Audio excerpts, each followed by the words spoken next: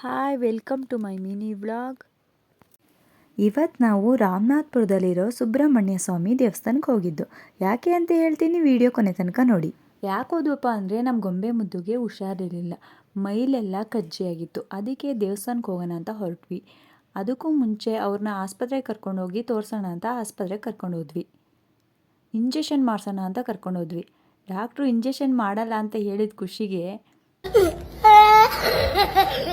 ಅವ್ರ ರಿಯಾಕ್ಷನ್ ಈ ಥರ ಇತ್ತು. ಅದಾದಮೇಲೆ ದೇವಸ್ಥಾನಕ್ಕೆ ಹೋಗಿ ಒಳಗಡೆ ಹೋಗಿ ಪೂಜೆ ಮಾಡಿಸ್ಕೊಂಡು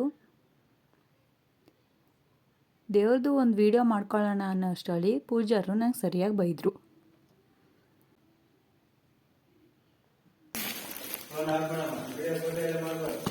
ದೇವ್ರು ನಿಂಗೆ ಒಳ್ಳೇದು ಮಾಡ್ತದ ಎಲ್ಲ ಮಾಡಿಸ್ಕೊಂಡಾದ್ಮೇಲೆ ಹೊರಗಡೆ ಬಂದು ನೋಡಿ, ನಾನು ಈ ಪೂಜಾ ಬುಟ್ಟಿ ತೊಗೊಂಡು ಹೋಗಿದ್ದೆ ದೇವಸ್ಥಾನಕ್ಕೆ.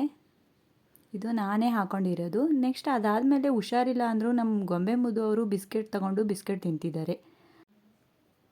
ಅದಾದಮೇಲೆ ಫೋನ್ ಒಂದು ಸ್ವಲ್ಪ ರಿಪೇರಿ ಇತ್ತು ಅಂತ ಫೋನ್ನ ಸರಿ ಮಾಡಿಸ್ಕೊಂಡ್ವಿ. ಫೋನೆಲ್ಲ ಸರಿ ಮಾಡಿಸಿ ಆದಮೇಲೆ ಅಷ್ಟೆಲ್ಲ ಸುತ್ತಾಡಿ ಆದಮೇಲೆ ಏನಾದರೂ ತಿನ್ನಬೇಕಲ್ಲ, ಅದಕ್ಕೆ ಗೋಬಿ ತಿನ್ನೋಣ ಅಂತ ಹೋದ್ವಿ.